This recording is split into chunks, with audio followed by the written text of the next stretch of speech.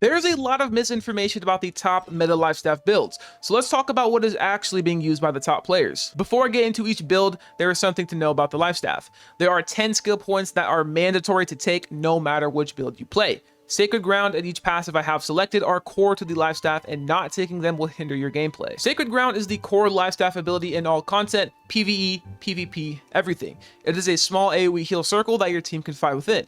It is so strong because it amplifies your other healing abilities by 50%. So a 7,000 Divine Embrace, for example, is now healing for about 10,000. After these 10 key points are selected, you have about 9 other points to spend. I'll leave timestamps below about each build, but we're going to start off with the most common and popular build, the Group Healer or Splash of Light builds. You will see this build being run by every single top healer in most endgame PvP content. This tree allows you to heal your entire group with a burst heal called Splash of Light.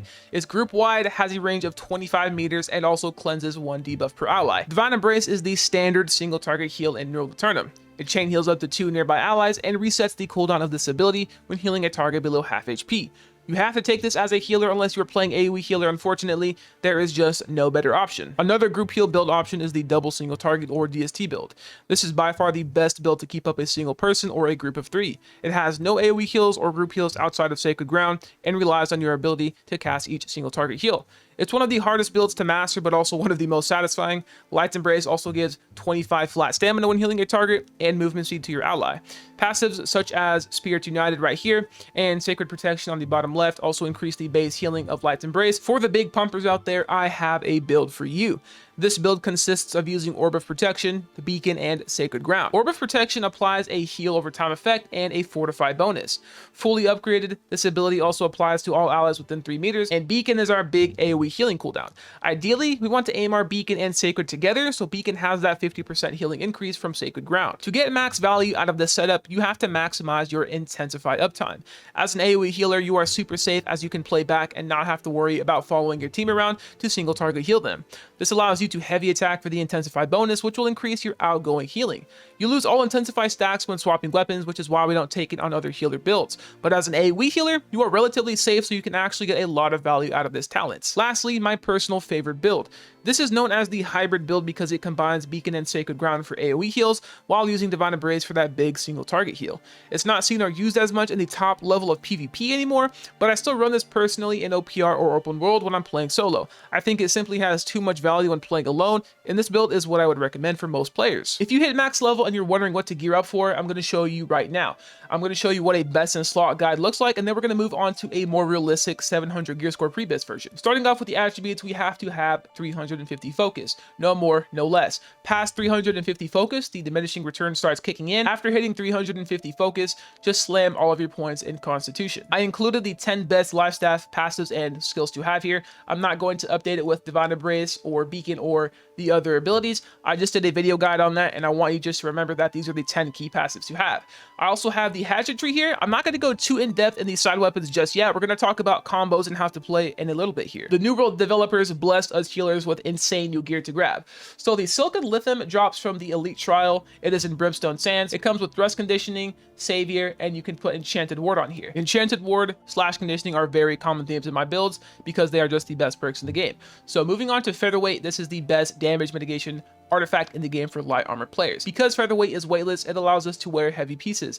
We are going to be as tanky as a medium player while still having that light armor bonus. Speaking of heavy armor, we are going to use the Gorgonite Gauntlets, Enchanted Ward / Conditioning, and Fortifying Sacred Ground.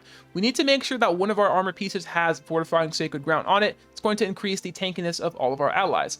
Next up, the Hoplite Pants, Enchanted Ward, Refreshing, and / Conditioning. We want to have Refreshing 3 out of 4 at least, minimum. You could go 4 out of 4. I'm going to personally go 3 out of 4. I think prioritizing the defensive perks is a little bit more efficient in my opinion. And once again, / Conditioning. So moving on here, we have the Gorgonite Sabatons. I don't have a third perk on here. I'm going to talk about this in a bit here, but Enchanted Ward, Refreshing, and as for the third perk, it's going to depend on what build you play. If you're playing the Splash of Light group healer build, you're going to click on this random perk and you're going to search up for Purity of Light. So Purity of Light is the perk that you are going to use if you decide to use Splash of Light. For the Light's Embrace players, we have Accelerating Light's Embrace. Now, for the next build, the hybrid build, I would not recommend using Keen Beacon. Let me just pull up that perk here, Keen Beacon.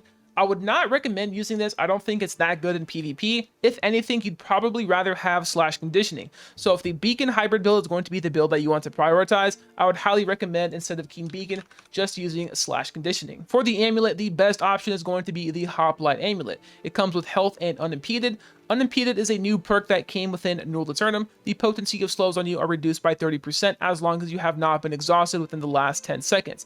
I believe this has insane potential compared to stamina recovery. The stamina recovery nerfs have been insane. I believe the cooldown went from 30 seconds to 45 seconds, and it went from 100 stamina down to 60 stamina. So you lost about half value from that perk, and this is also insanely good for healers because most of the time you die, you are either getting staggered or slowed. And getting slowed in this game reduces the amount of space that your light dodge can go, so having that reduced with unimpeded might be a really good option. For the ring, Gorgonite Ring, Hardy, Sacred, the best 2 perks in the game for healers. Regardless of anything, the last perk is kind of going to be up to you. I would highly recommend Purifying Heart. On Heart, we lose all debuffs. You also have another option for the max healing bonus, and that is going to be Healing Breeze. Healing Breeze is a nice option for healers, especially AoE healers that want to do the max amount of heal possible. Gorgonite Earring with Fortifying Toast, Healing Heart, and Regenerating are the best 3 perks for healers, in my opinion. Healing Heart has a lot of synergy with Purifying Heart simply because it is an on Heart Rune perk as well. Fortifying Toast is the best damage mitigation perk in the game for the earring, and Regenerating is nice to just keep your health topped off. For all healers besides AoE healers, you want to pick up Living Mind. I made a video on this, I'll leave it in the top right of the screen here if you want to check out how to get this. For the AoE healers, we are going to search up the Gorgonite Life Staff, and we are going to put Blessed, Mending Protection, and Refreshing Move on here. Putting Mending Protection on your Life Staff is going to give you a plus 45% outgoing healing power if your Orb of Protection heals an ally below 50% health. A best in slot healer side weapon is always going to include Keen and Keen Speed. Refreshing Distancing Throw is the best perk to put on the Hatchet here if you decide to play a defensive Hatchet build. Other than that, if you decide to run Rapier, once again, Keen and Keen Speed, it doesn't really matter what the gear score is, you just need to have those 2 perks in particular. And lastly, we cannot forget the best hard run of the game, Stoneform. Do not forget to pick up the Stalwart version. I've decided to run 6 Opals and 2 Onyx. I think this is the best gem setup you can have. It's going to defend against the muskets, the boltcaster bows, fire staffs, pretty much everything that's elemental in the game. It also is going to give us that 20% slash damage absorption and thrust damage absorption as well. On my screen now is the 700 gear score version of this build. I think this is actually a very viable strategy to gear up in your Aeternum. Prioritizing these 700 gear score items is going to allow you to be a little bit more tanky. Waiting to have the 725 gear score items is going to be a very long time. I would prioritize the stuff like the Azoth Crystal Mask and the Azoth Crystal Pants and the Sabatons as well.